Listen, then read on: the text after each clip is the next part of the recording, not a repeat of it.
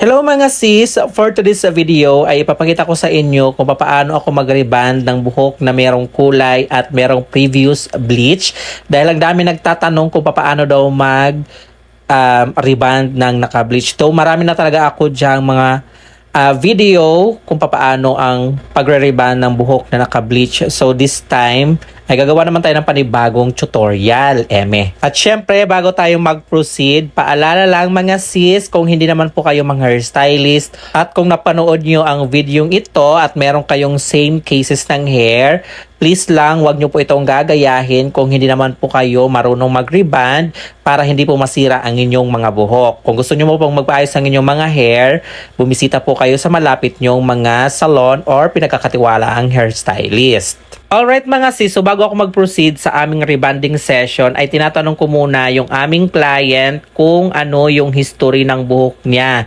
Ibig sabihin, tinatanong ko muna kung ano yung mga last na mga ginawa sa kanyang hair, like kung anong chemical services ang pinagawa niya, like reband, color, or anything na pinagawa niya sa hair. Napaka-importanting tanungin natin kung ano yung mga pinagawa niya sa buhok niya para alam natin agad kung ano yung ating gagawin sa kanyang buhok or kung anong technique ang gagawin natin sa kanya. Hindi pwedeng basta-basta lang tayo mag-a-apply sa buhok ng ating client without knowing kung ano yung history ng ating client's hair. At syempre, kinakailangan din natin na i-check yung hair strands, yung status ng buhok ng ating client kung anong level ng porosity ng kanyang hair, kung kaya pa bang i-reband or mag-undergo ng kahit anong chemical service, ganon. So dito sa status ng ating client's hair, talagang durug-durug na yung buhok ng ating client.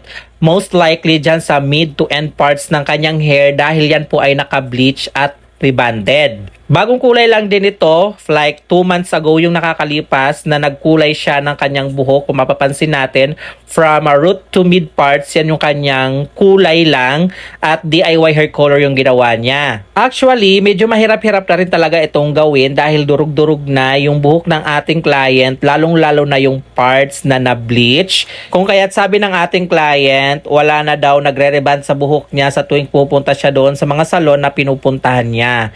Kaya dito siya nagpa-reband sa atin para itry kung kaya pang i-reband yung hair niya. Sabi ko naman, carry pa naman siyang i-reband, lalong-lalo na yung kalahati ng buhok niya. Pero dito sa mid to end parts, huwag lang siya masyadong mag-expect ng sobrang ganda dahil talagang sirang-sira na yung kanyang buhok. At pagkatapos nating malaman yung history at yung status ng buhok ng ating client, ay nag-proceed na tayo sa preparation. Siyempre, pinaprepare natin yung buhok ng ating client.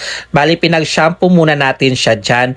Dahil once na sinampoo natin yung buhok ng ating client, malalaman din natin doon yung pinaka-status ng buhok ng ating client. Kasi minsan, magkaiba yung nagiging hitsura ng buhok pag tuyo at saka basa yung buhok ng ating client. And after ma-prepare nga yung buhok ng aming client, syempre nag-proceed na kami sa pag-apply ng rebanding cream number 1. So kung nakikita nyo, na-apply na natin yung pinaka parts na regrowth lang, yung hindi bleach part. Yun muna ang inuna kong in-applyan dahil hindi pwedeng ipagsabay yung application ng rebanding cream 1 dyan dahil mas mabilis mag-react at lutong-luto na at durug-durug na yung parts niya na na-bleach. At ipaprocess muna natin yung pinaka nauna nating in-applyan ng rebanding cream 1 at kapag na-process na, saka naman natin a-applyan or isusunod yung bleach part niya at rebanded parts. And take note mga sis, magkakaiba yung time duration ng application or yung pagbabad ng rebanding cream 1 dyan sa regrowth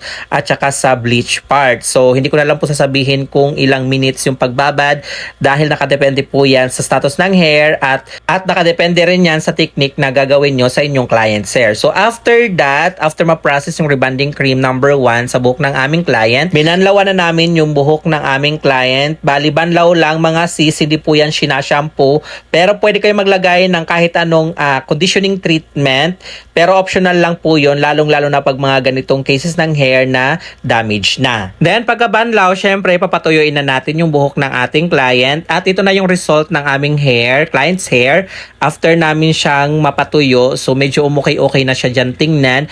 Then pag nagbo-blow dry po tayo, pag mga ganitong damaged hair, gumamit lang po tayo ng medium heat ng temperature ng ating blow dry. At pagkatapos naman matuyo, syempre diretso tayo sa pagpaplantsa. Hindi tayo pwedeng mag-skip ng kahit anong procedure.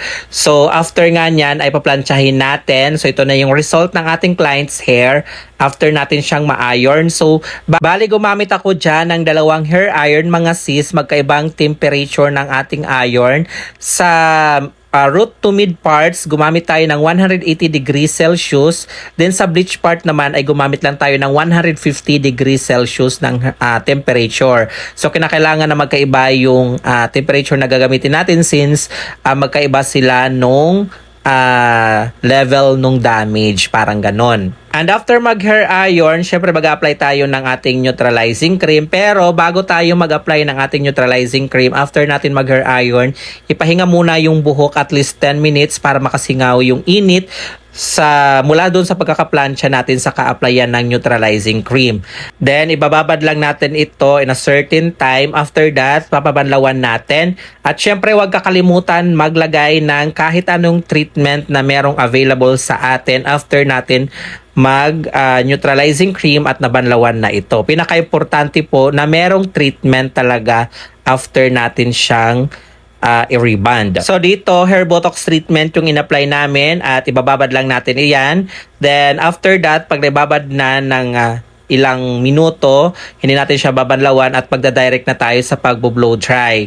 Kagaya ng nakikita nyo dito, mga sis, after natin nga maibabad yung ating hair botox treatment, sinisimulan na natin siyang patuyuin. At pag nagpapatuyo tayo or nagbo-blow dry, gumamit lang ulit tayo ng medium heat ng ating blow dry. Huwag yung masyadong sobrang init para hindi mag-cause ng so much dryness sa buhok ng ating client. And after natin dito mag-blow dry, papadaanan natin siya ng last ironing, pero yung pagsiseksyon natin is makapal na, huwag yung masyadong sobrang nipis. So dito mga sis, habang binoblow dry natin yung buhok ng ating client, makikita natin yung difference ng before at habang pinapatuyo natin. At malalaman din natin sa pagbo-blow dry kung merong back job or kung may kulot pa sa buhok ng ating client. So this is the final result mga sis. After natin siyang mapadaanan ng last ironing, maganda na talaga siya unlike doon sa kanyang before na hair. At hindi rin kami nagsasuggest pala ng hair coloring mga sis pag mga ganitong cases ng hair, kasi pansin namin pag mga damage hair at pag kinukulayan, mas lalo lang siya magdadry at magkukos ng damage. At isa pa, pinabababa na rin ng ating client yung parts na merong bleach. So pag mga ganitong cases ng hair mga sis na nire-reband natin, kinakailangan din natin na mag-suggest sa ating mga client na kailangan nilang magfa-follow up treatment para mas mapanatili yung ganda ng kanilang hair reband. So this is our client's feedback mga sis. Talaga namang tuwang-tuwa yung ating client dahil na-address natin yung kanyang problema sa buhok niya na hindi mariband-riband dahil nga sa bleach at super dry na hair. So ito yung video na sinend sa atin ng ating client after nga niya mapaliguan yung kanyang buhok. Kung mapapansin natin, moistured na yung hair niya. Mukhang healthy na siya tingnan, straight pa din at malambot yung hair niya kahit na napaliguan na. So kinakailangan lang niyang alagaan niya ng treatment para mas mapanatili yung ganda ng kanyang buhok. And that's it for today's video, hair transformation. What do you think mga sis? Comment your thought below. At kung nagustuhan nyo naman po ang video nito, please don't forget to like and share this video and follow our page Chading for more hair transformation. And this is Chading saying have a great hair day always mga sis. Love until our next video. Bye!